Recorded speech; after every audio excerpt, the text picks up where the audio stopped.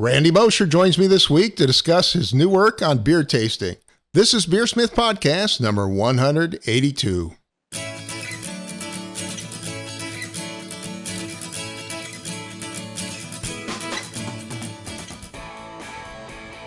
This is Beersmith Podcast number 182, and it's late November 2018. This week, Randy Mosher joins me to discuss his new work on beer tasting and self-awareness. Thank you to this week's sponsors, Craft Beer and Brewing Magazine. They have a new Craft Beer and Brewing Magazine podcast, which I encourage you to check out. It features some of the top craft brewery owners and brewmasters discussing brewing techniques and flavors in beer. It's the podcast for those who make and drink great beer. You can find it on iTunes or at beerandbrewing.com/podcasts. And also the Riptide Pump from Blickman Engineering. Designed for home brewers, this pump features a whisper quiet sealed housing, a removable tri-clamp stainless steel head that's easy to clean, and a built-in relief valve for easy priming. It also has an integral Blickman linear valve for precise flow control. Get the Riptide Pump today, another great innovation from BlickmanEngineering.com. Again, that's BlickmanEngineering.com. And finally, Beersmith 3 is available for download, and also the mobile version's out. Beersmith 3 adds mead, wine, and cider recipe support to the Beersmith platform, along with new integrated water profile and mash pH tools. Dozens of new features, including cloud folders, updated databases, support for fruit, juice, and honey, as well as new Whirlpool options. Download your free 21-day trial today from Beersmith.com and give it a try. And now let's jump into this week's episode. Today on the show, I welcome Randy Mosher. Randy is author of many of my favorite brewing books, including Mastering Homebrew, Radical Brewing, and Tasting Beer. Randy is also a faculty member at the Seibel Institute and partner in two Chicago breweries, Five Rabbit and Forbidden Root. Randy, it is fantastic to have you back on the show. Great to be here again, Brad. So how are things up there in Chicago? Did you shovel away the snow this week? We really missed, we dodged the bullet this time around. We got a little bit of dusting. We had some sort of wet, gloppy, just some sprinkles. So haven't had the big one yet. So it'll awesome. Come. Yeah, it's coming. Chicago especially, you know. Yeah. Well, we last had you on episode number 169, talking about hop biotransformations. Yeah. What have you been up to since then? What have you been doing? Well, I'm actually working on trying to put a book together right now.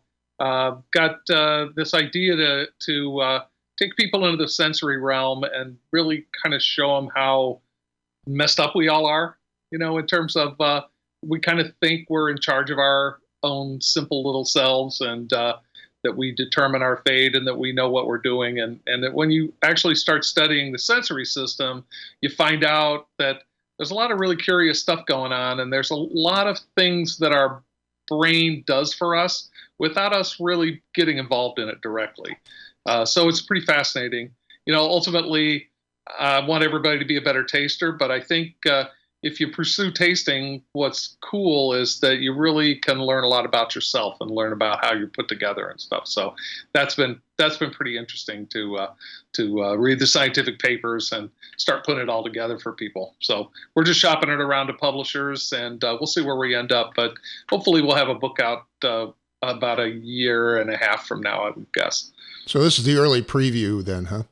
Yeah, it's just I'm just digging up stuff, and thought it'd be kind of fun to share it with people. Well, you start with an assertion that every person's beer perception is a unique experience, which I find interesting. We don't all perceive things the same, even when it comes to beer. Or anything. So one of the really interesting things is that our genome devoted to olfaction and aroma is 1% of our whole DNA, right? So that's more DNA than we are different from chimpanzees. So we have about 1,000 known genes for olfaction. About half of those are unexpressed, which means they're sitting there in the background, waiting in case the evolutionary situation changes and we need to pull those back out and put them to use again. So when you have that many genes, you have a lot of variation within your gene. You have about 26 or 28 genes devoted to tasting bitterness, for example. And there's one gene in particular called the TAS2R gene that that we typically have 3 copies of. And they are the genes, the type of bitterness that we encounter with broccoli and cabbage and things like that. That people who really hate broccoli, they hate it because they call them super tasters. It's a little oversimplified as it's usually presented, but there are certain people who are very highly sensitive to compounds that can be found in those kind of green vegetables, that they perceive them a lot more bitter, as being a lot more bitter and also a lot less pleasant than, say, people who like IPAs. And so how, you said there's 1,000 genes roughly. How do those manifest themselves when we start talking about differences in taste or perception? You've got, and that's 1,000 genes for olfaction. And like I said, about half of those are expressed, and half of those, meaning that they're active, that they code for particular types of receptors that can be found in our noses. And so those, with 400 different genes, that's a lot of opportunity for things to kind of go funny, right? To be different from person to person. And in addition to that, you're not strictly, your being as a taster is not only about DNA, because your cultural experiences, the things you had as a child, the foods that you loved, the medicines that you hated, or whatever bad experiences you had with certain foods, all that stuff stays with you, right? So we've grown up in a culture that has certain things that's very different from somebody who grows up in rural Korea, for example. That their tastes, their preferences, the things that they're familiar with, the things they regard as unfamiliar or alien would be different than ours. So it's really this combination of our lived experience plus the genes that we have built into us, and it creates a lot of variation from person to person. So give me some examples of how this might manifest itself, either in taste or smell. Well, sure. The one thing I always advise people to do if they want to become tasters is to get out there and judge some beer. And we could talk about judging later, because I know it's on your list. But one of the things about tasting and judging in a really formal type of situation like that is that you're sitting at the table approaching the same beers blindly that other people are. And you really find out how differently you perceive things than they do. And so that's one of the beauties of being involved in judging, is that you have that ability to see where you are, to see where you're at. So, for example, I've got friends who are really super tasters on buttery, on a chemical called diacetyl. That's a product of fermentation that normally, under normal conditioning in beer making, will be absorbed back into the yeast and converted into something that's not particularly aroma active. I've got a friend who's super sensitive to iron aroma, but by the same token, you'll find people who are very not sensitive to certain kinds of compounds. There's a compound that smells like mashed potatoes, I am told, called methionine, and I have a really hard time smelling methionine. I'm just a bit blind to it. But on the other hand, I'm kind of a super smeller on musty, moldy flavors. So I'm one of those people that doesn't really like beets very much because they smell like my grandfather's basement. I have great fond memories of my grandfather's basement, but not to eat. So those are just the kinds of things, I think when you start looking at the vocabulary of beer and the number of different flavor compounds that a beer expert ought to be able to identify, probably somewhere around a couple of dozen or so. And there's maybe another couple of dozen that you should be able to at least recognize the characteristic of it or put it in a certain category. And as the more experience you get to learn which things you're sensitive to and which ones you're not. If you were to go to work for Anheuser-Busch or Miller or even one of the large craft breweries and get trained as a panelist, one of the things they would do is work with you to develop your taster profile, which means they would train you on a number of these different compounds squirted into beer as spiked beer, and bring the levels down and down and down till they found where your personal threshold would be. And then that eventually gets plugged into your computerized profile as a taster. And so there may be aspects of beer that you are either too sensitive to or not sensitive enough, and those would kind of go in your profile, and that would be taken into account when they're trying to evaluate your scoring. So that gives them the ability to normalize the scores, I guess, right? I think so. Yeah, that's about as much as I understand about it right now. Yeah. I'm not really involved in those very sophisticated taste panels. It's something I'm interested in, and I'll probably be digging into for the purposes of this project. Well, despite the varying taste thresholds and all the other chemical reactions and history going on, we still can, even the average among us can still pick up a sort of a dizzying number of aromas and flavors, right? Yeah, the exact number is not exactly known. The number that's usually put forth that everybody kind of agrees is at least is 10,000 aromas. There was somebody that did a study about 5 years ago, and they concluded that we can detect between 1 and 1,000 trillion different aroma combinations.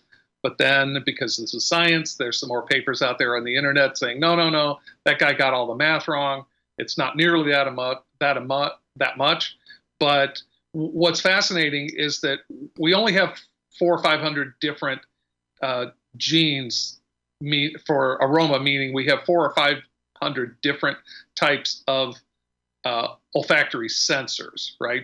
But each sensor can integrate and send signals from a number of different types of chemicals.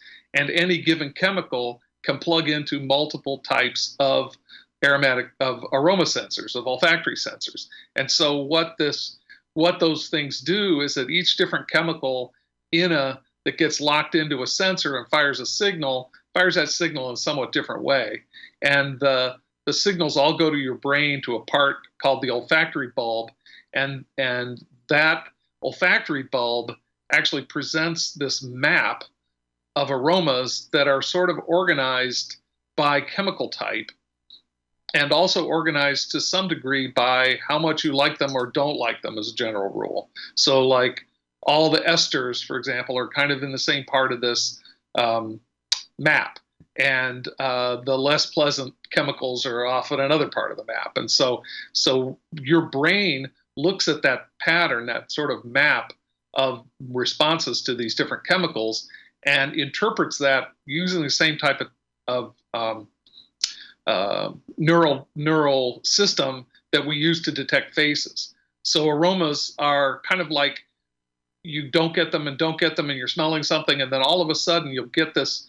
It's like you're walking up to a friend on the street, and when they're 2 blocks away, you can't really tell who they are, but they get to a certain point and they get close enough, and it's like, oh yeah, there's Brad there, hey Brad. But it's that snap of recognition that happens with aroma, and that's why. But it's a pretty fascinating process, and it's incredibly complicated. The more you look into the brain, the more amazing it really is. And then the brain also kind of mixes in mouthfeel and flavor and, like you said, history and experiences as well, right? It's a really, really complicated mix. One thing I'm just finding out, I was just reading a paper yesterday, is that mouthfeel, the so-called trigeminal stimulus, things like minty cool and chili heat and some other textural kinds of things, are directly connected, very closely connected to olfaction. In fact, seem to be more closely connected to olfaction than they are to taste, even though they're going on in your mouth.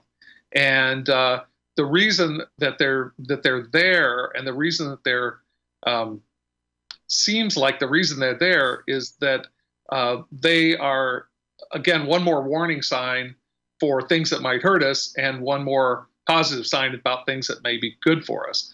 And so they're connected with the olfactory system of what they call the peripheral, which means right out they're pretty close to where the sensors are, but they're also connected to the olfactory system in the central, which means up higher up in the brain, once you've already processed it through your limbic system, where the emotion and memory is stored. And once it gets up to your cognitive brain, they're connected again. And so it's this place called the piriform cortex that seems to be the spot in your brain that starts to really put all these different things together, to take mouthfeel, to take taste and aroma, and put them all together and create something called flavor. And flavor also incorporates, again, your personal experience. If you have an expectation, if you have a personal experience with vanilla, in which vanilla is always associated with things that are sweet, if you put vanilla in your mouth, which is actually bitter, even without sugar, you're going to have a kind of a sweet flavor sensation, just because that's in your history now, and your brain kind of tends to go along with what the history is, and because that's generally what's made sense to you in the past. So it's not necessarily always looking now for new and different things.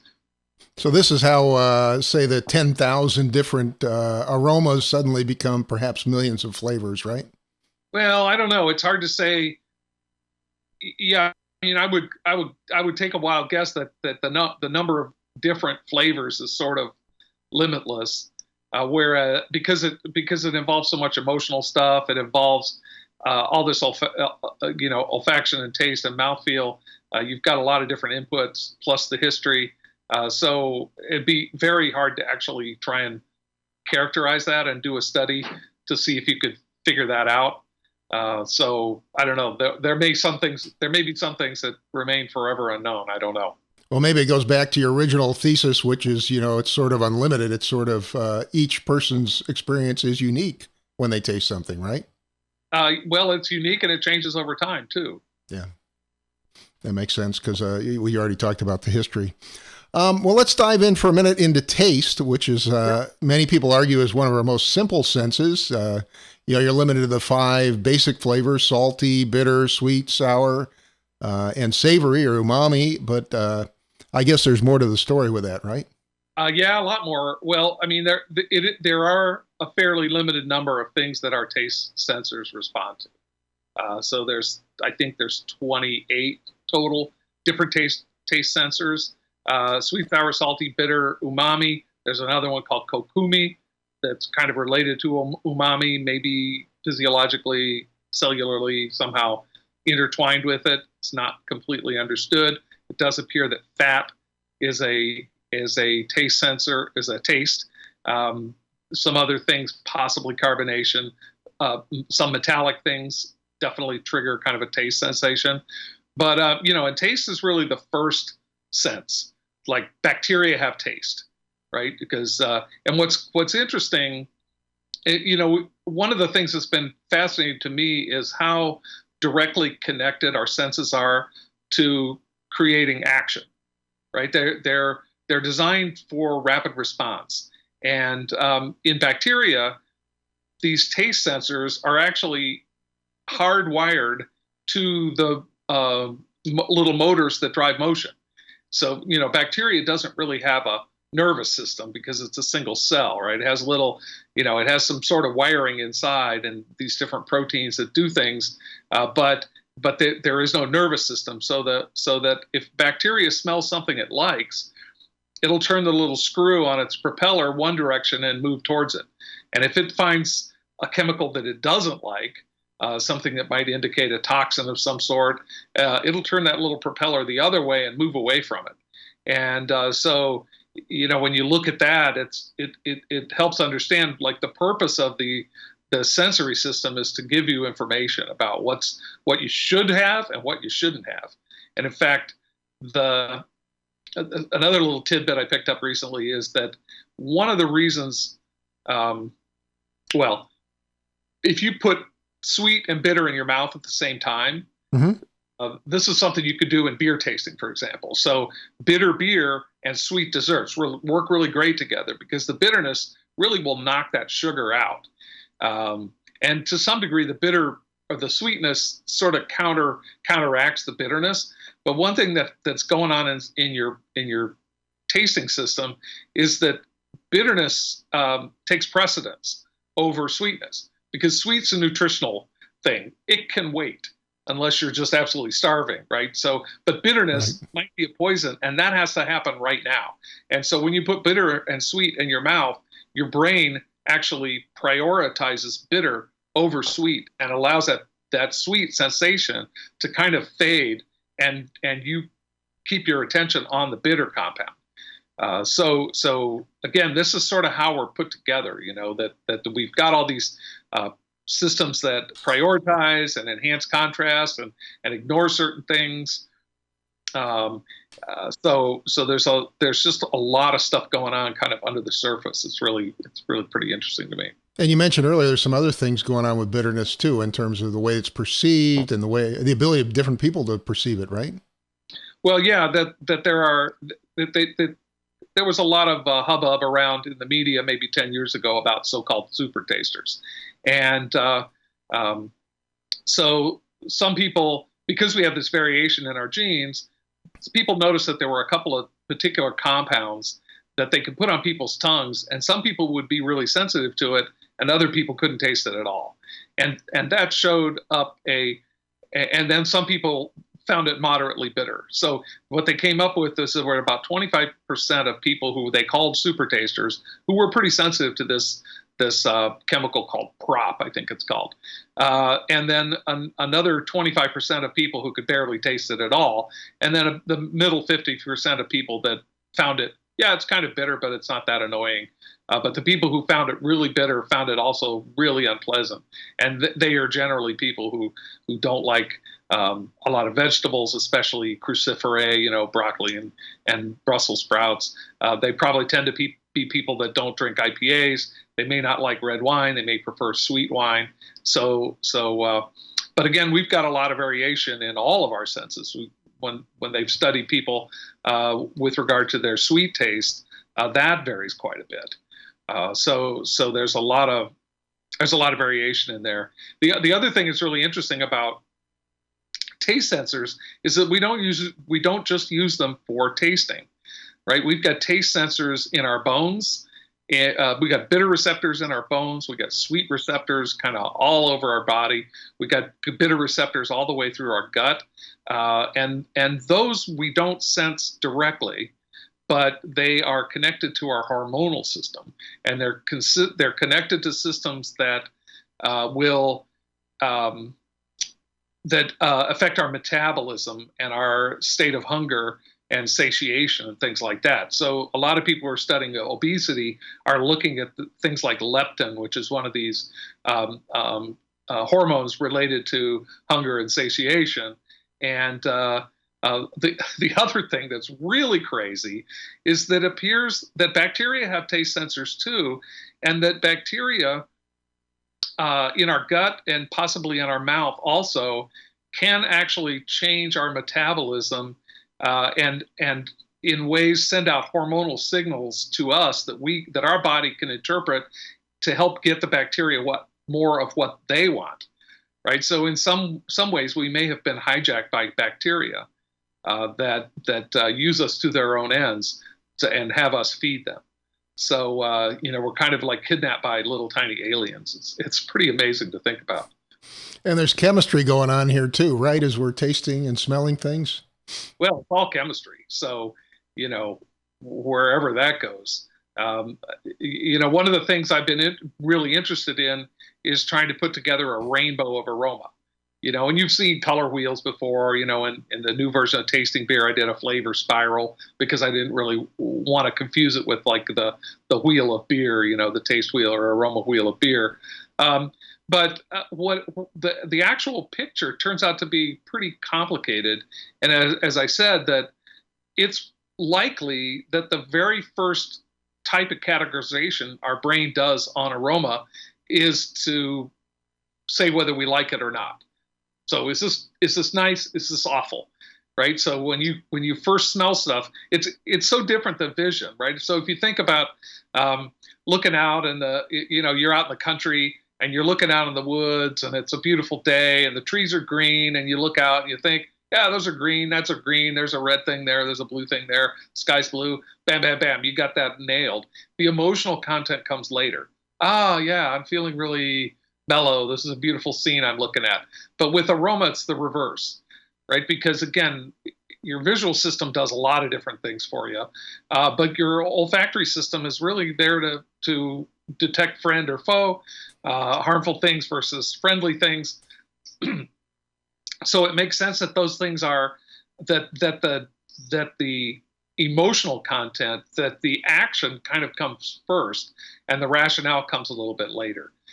So pretty cool to think about it. So for example, fruity aroma, that's a generally class of chemicals called esters, and those are all kind of grouped together in the olfactory cortex in this flavor map that we have in our heads, and so those things in any given rainbow of color, those would all be there together. But then you sort of have other different chemical groups that some of them are that smell like dead bodies, some of them smell like body odor, some of them smell well like all number of wonderful and awful things. And our brain really makes that classification by how well it likes things. So, I mean, since this pattern matching, at least the initial round, gets done fairly low in the brain functions, does that mean we later go back and somehow rationalize the pattern that we found? It was good, bad perception we had? Well, no, we don't rationalize it. We feel it. And you've got to really think about it to make that conclusion. Oh, I smelled a chocolate brownie. That must have made me happy. But by that point, you're just thinking about it, and you were happy, really happy moments ago before you started wasting your time thinking about how happy you were, if that makes any sense.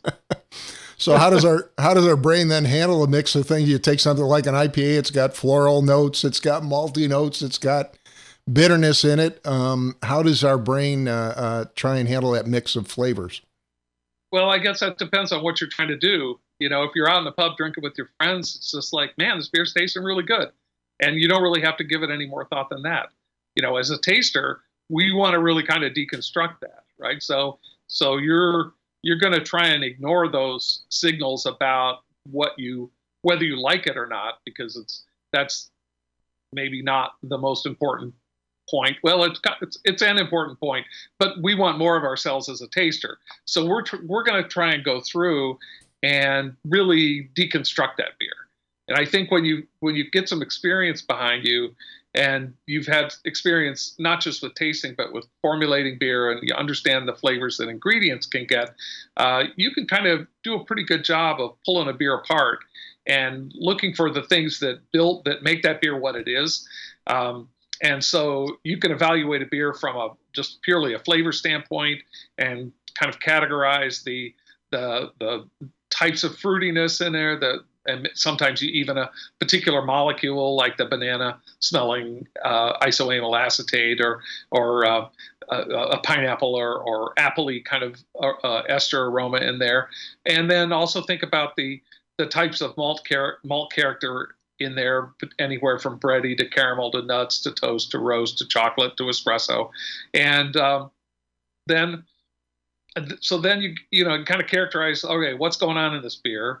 Maybe look for some yeast character too that may add some aromatics to it, to either again, fruitiness or not fruitiness in the case of a lager beer.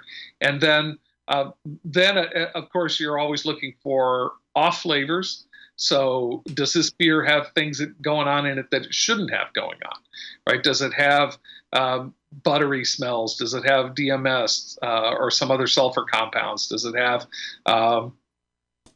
too much ester?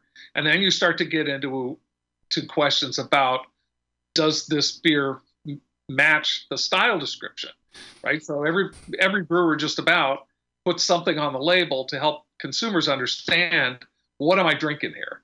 An IPA. Everybody understands the general outlines of what an IPA is, or we did before the New Englands came along anyway. At least you have an expectation, right?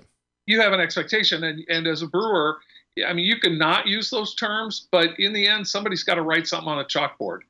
when you've got a beer on draft, and you bet it's easier to work with that system than not work with the system, because people will just make up any old thing. They kind of feel like they have to have something that they can grasp to hold on to, that they know what they're getting. And of course, when you're judging a competition, that's a lot of the judging is determining how much of an IPA this IPA is, or how close to what the style category guidelines are for a Belgian double or a Doppelbock or a triple or a wit beer or whatever, whatever kind of beer. So that's a sort of, it's very much higher level. That's cognitive work. That's not sensory work.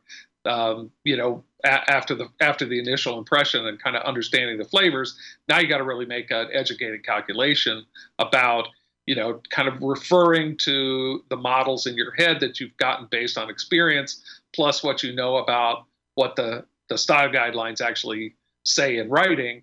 And then now you're trying to match that to the beer in your in your hand. Does this match? Does it not match? Is it in the style or out of the style? So, that's a crucial thing in judging also. So, I understand the importance of deconstruction when you're judging beer, but what about just sitting back and enjoying a beer for what it is? I think once you learn to taste, it's really kind of fun to do that.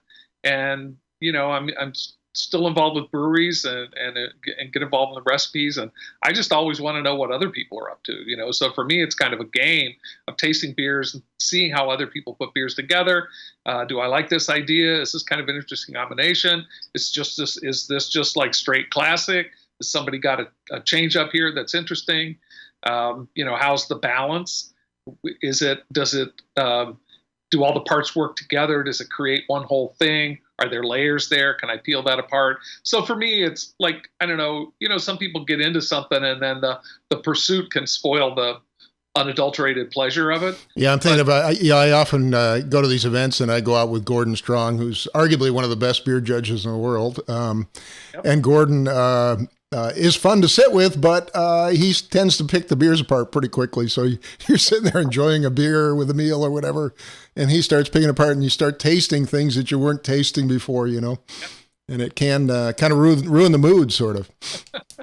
Well, you got to know where to turn it off. So. Yeah. Well, that comes under my next question, though. Beer is not just the taste and the aroma. It's actually judged in the context of the sights, the sounds, the venue that you're at, the foods that you're tasting. Oh, sure. And of course, you talked about the importance of your own flavor history or food history. Yep. Yeah, absolutely. So what role do those things play? Well, here's an example of how, how surprising all of this is. Noise and sound affects the way you taste and smell. So I helped Ray Daniels with the Cicerone program by coming out and being one of the examiners that does the exams for the Master Cicerones.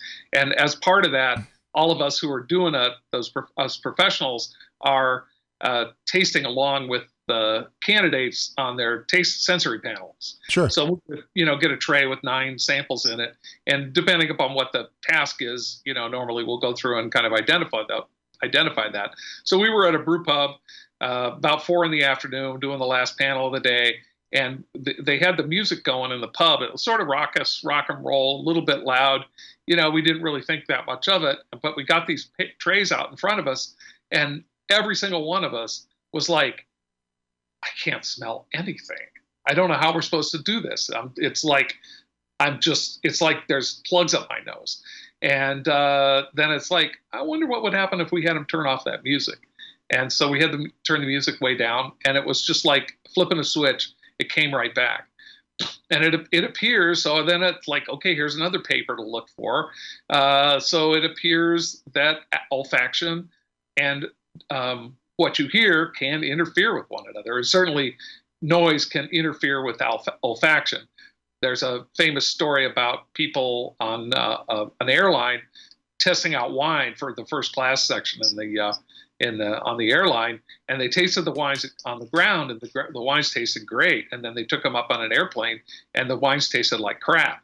And it's like, wonder what's going on there. So they went went back to the ground and put themselves in a depressurized chamber and suck the air out like they do on airplanes up to 10,000 feet. And it's like, no, that really wasn't it. And so then they recreated the noise of the jet engines on the airplane, and it turns out that was enough to dull the flavor of that wine. So, sometimes things that you might think of as kind of inconsequential can really change the experience for you. And what about things like food or even the venue you're at? Well, the venue, yeah. I mean, obviously, we're in a world, pretty much a no smoking world, but that was always like the big thing with tasting is make sure people aren't smoking. When you judge beer, they always warn you not to wear any kind of cologne or perfume or scented hair products or anything like that. I know at the Great American Beer Festival, one of the chemical companies supplies some unscented hand soap so the judges don't have their hands coated, with funny smelling chemicals when they're trying to judge beer. The other thing that's really that you kind of have to think about quite a lot as a judge is your eyes can be really deceptive, and it's a bigger problem in the wine world because people have an expectation that the color and the darkness of the wine is going to give them a lot of information, and it may or may not, but it certainly doesn't line up with what the olfactory experience is always going to be, because you can have a really big wine that's actually fairly pale in color, and you can have the opposite too and have a really dark wine that's really doesn't have all that much aroma going on. So I know in wine sometimes they'll judge in a black glass. We generally don't do that in beer, but you have to be careful when you're judging, because if you put a little bit of black malt coloring in a beer, you can make a pretty dark beer and it'll still taste like a pretty pale color. But because your brain is kind of wired to, the problem with our visual system is it tends to be a bully, because it's the one that's on all the time. When we're awake, it's on and we're watching, so it has a very high priority, but it's kind of stupid in terms of being a taster. It really doesn't add much to the process and really can detract from it. So it's something I think as a taster you kind of have to ignore pretty much, unless the beer is just ghastly ugly or really heavily sedimented. Little bits floating in it and stuff. Floating in it, yeah. But that doesn't happen that often. So. No. Well, one challenge we always run into when we're judging or tasting or sensing or smelling is that we simply lack the vocabulary to describe what we're experiencing. It's true. We're pretty good at describing color, for example. We got a lot of words on color, but our vocabulary, just the amount of words that we have to choose from, is really, really limited. And they've done studies on people who are living as hunter-gatherers in various parts of the world. And what they found is that these hunter-gatherers who are out there in the forest all day, every day, have a lot more words to use to describe aromas generally than we do. We have aroma. Most of our aroma language we use is referential. We say, oh, it smells like, and then it smells like a mango. It smells like food, yeah, some kind of food. Like that. But it doesn't smell like we can think it smells good or it smells bad. But, does it smell waxy? Does it smell like, are there general words? And our language is really, really limited in that. Whereas people in these other, more tribal type of societies that are still living as living off the land, not doing agriculture, they've got this richer vocabulary. And it turns out that those same people, when you'll have one part of the tribe that's now settled down and start farming, they lose their vocabulary pretty quickly because they don't really have a need for it. They have their brain, the brain is incredibly adaptable. And if it's taking up energy and time and space in there doing stuff that's no longer needed, it'll just drop it. And so, yeah, I mean, when I go to if I go to the pub with some friends and start talking about diacetyl and DMS and all this other stuff, they have no idea what I'm talking about either. Well, that's a very specific learned vocabulary that we use. But the thing about it is we're just not structured to create language out of emotion, right? Again, our sensory system, chemosenses, are designed to create action. And action requires emotion because emotion drives behavior. And so we go through the amygdala and the hippocampus where memory is stored, and then eventually it sort of wanders its way up to the piriform complex, and then eventually it gets into parts of our brain where we can actually think about it. But it's a long and arduous journey, and we're not really we're just not that good at it.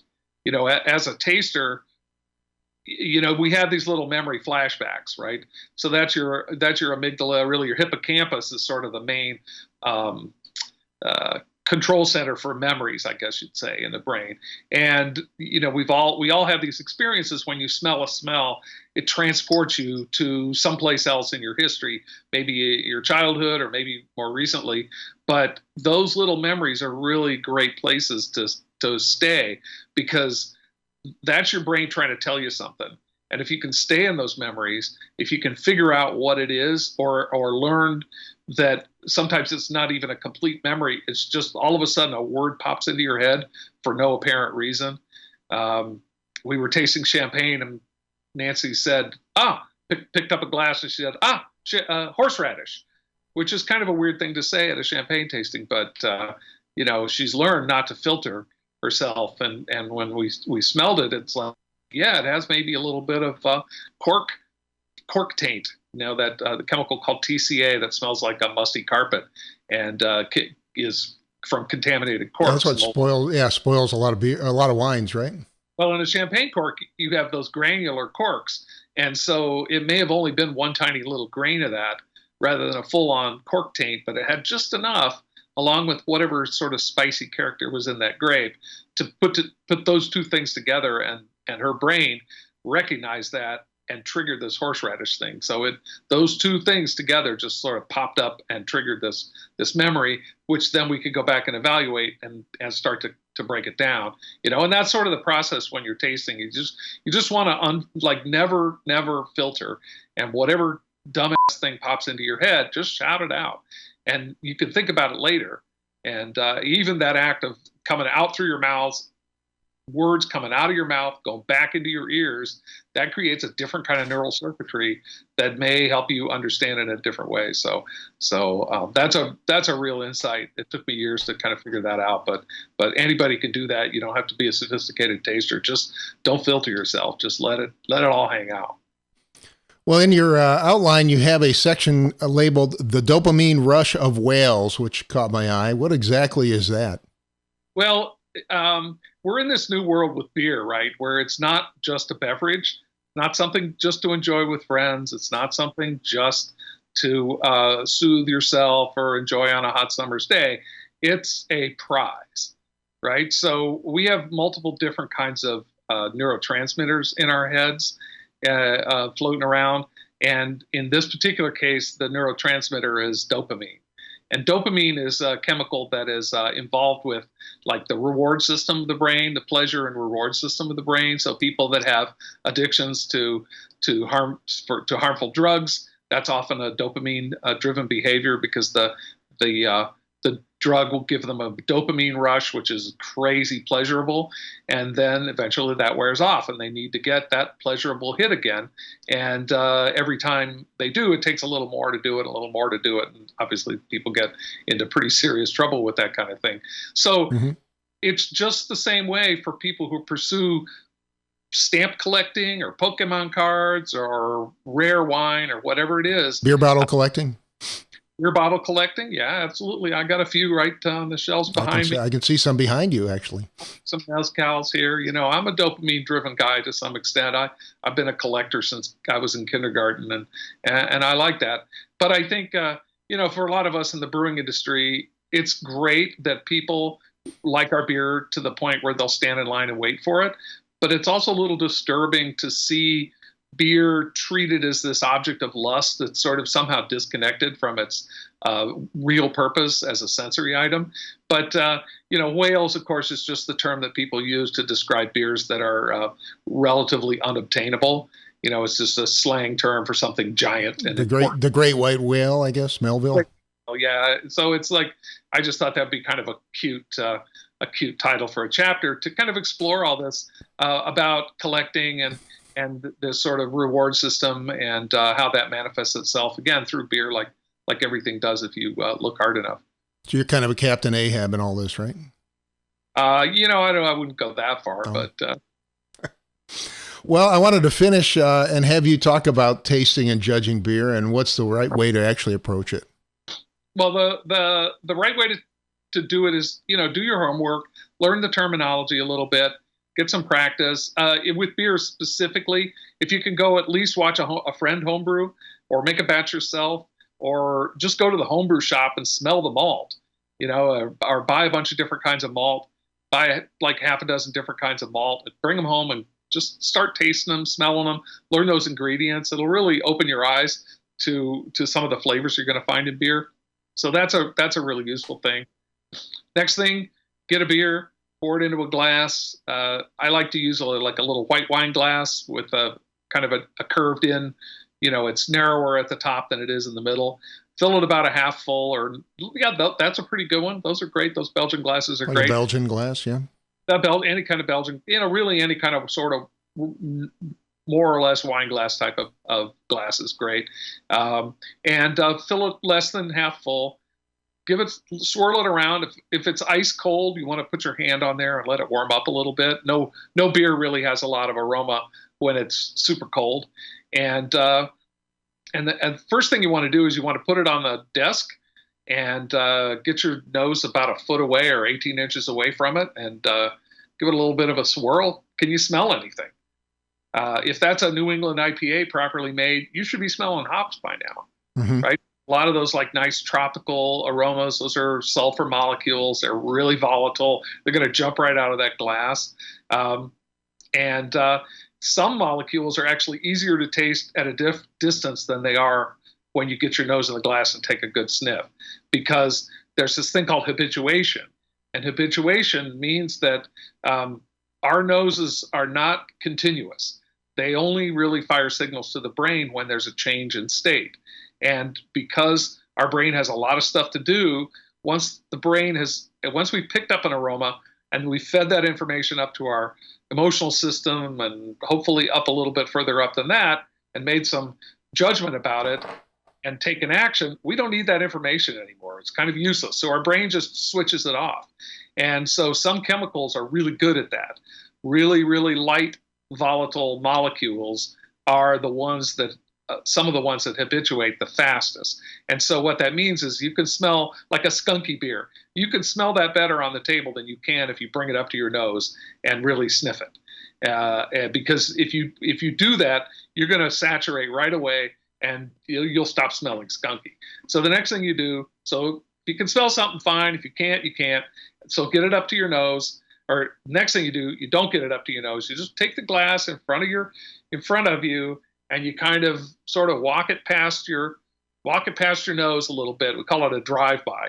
You sort of swirl it around a little bit as you taste, and just run it, don't really linger on it, but just run it by. And again, we're trying to see if there's any kind of chemicals in there that we might be able to smell that are really delicate and short-lived, and we habituate to them rapidly. And you may, for example, DMS is a chemical that might be one of those things. It smells like creamed corn. And then next thing you do, get the glass up to your nose, give it a couple of quick sniffs, think about it, swirl it. If you're having trouble getting anything out of it, again, make sure it's warm enough. You got a big Imperial Stout and it's ice cold, you're not going to get much out of it. So get your hand on that glass, warm up the glass, swirl it.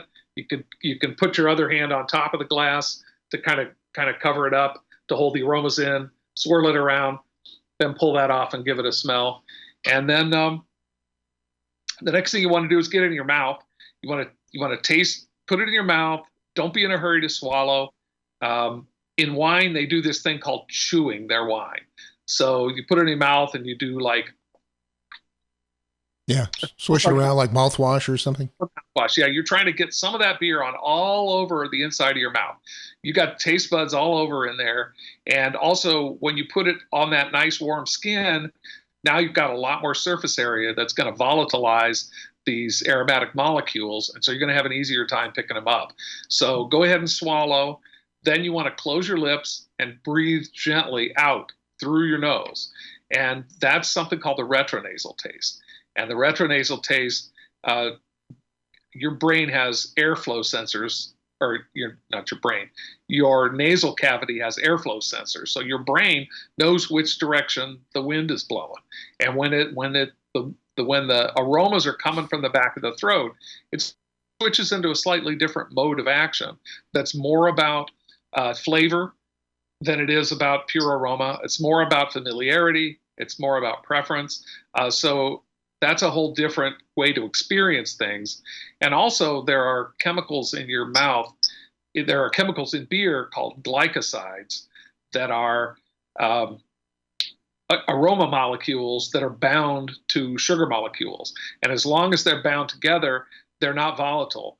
But when they hit your mouth, you have bacteria in your mouth, and also saliva has enzymes, and those enzymes from the bacteria and your saliva are going to break those glycosidic bonds, release the aromatic chemicals, and so literally you're going to have aromas in your mouth that you could not smell from the glass, right? And so again, that retronasal is super important. It combines all the mouthfeel, everything else. The final thing you want to do with beer is to pay attention to that mouthfeel. Is it creamy? Is it slick? Is it oily? Is it dry? Is it crisp? Is it tart? Is it tannic? What's the general aspect of it? If a beer is unpleasant and harsh, it's going to be so really right at the end of the taste.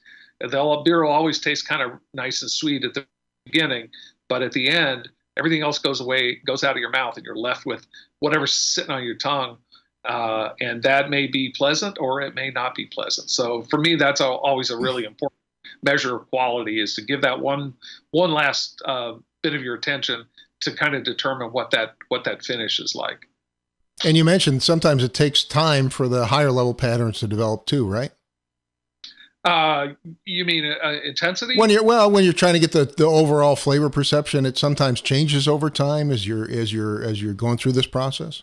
Yeah, I mean, you want to give it a few sips. Generally, with like people always ask me, "Oh, you judge beer, you must be drunk." Well, no, not really, because you don't really need.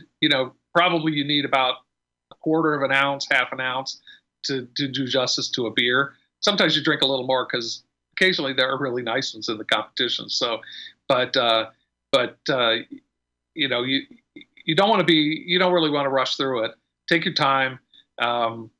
And then again, pay attention to that finish on there, and give it a good evaluation. It does help to write stuff down. If you're trying to learn to do this, get a score sheet from BJCP or find the GABF score sheet, or I've got some on my website that's just like a general, not a competition score sheet, but it helps to kind of have a little structure to be forced to think about the aroma, the flavor, the aftertaste, the texture, the appearance, all of that stuff, and have sheets that kind of prompt you through. And again, the act of thinking about it, writing it down, reading it, if you just crumple your notes up and throw them away, you've already done a lot of good just by doing it. So it helps you organize, it helps you get some practice doing that. So I would recommend that if you don't mind looking like a total geek out in public, or you can do it in the private of your own home bar room. Well, thank you, Randy. We're running low on time, but I really, really do appreciate you coming on the show. Thank you for being here. Thanks, Brad. Anytime. I love doing this. And again, today my guest was Randy Mosher. He's the author of Mastering Homebrew, Radical Brewing, and Tasting Beer, and partner in 2 Chicago area breweries. Thanks again, Randy. Thank you, Brad. Well, a big thank you to Randy Mosher for joining me this week. Thanks also to our sponsors, Craft Beer and Brewing Magazine. They have a new Craft Beer and Brewing Magazine podcast, which I encourage you to check out. It features some of the top craft brewery owners and brewmasters discussing brewing techniques and flavors in beer. It's the podcast for those who make and drink great beer. You can find it on iTunes or at beerandbrewing.com/podcasts. And also Blickman Engineering, creators of the Riptide Pump. Designed for homebrewers, this pump features a whisper quiet sealed housing, a removable tri-clamp stainless steel head that's easy to clean, and a built-in relief valve for easy priming. Get the Riptide Pump today, another great innovation from BlickmanEngineering.com. And finally, Beersmith 3 software is available now for download on both desktop and mobile platforms. Beersmith 3 adds mead, wine, and cider support, new Whirlpool options, support for high-altitude beer brewing, and a whole lot more. Check out Beersmith 3 and get your free 21-day trial today from beersmith.com. Thank you for listening. I hope you have a great brewing week.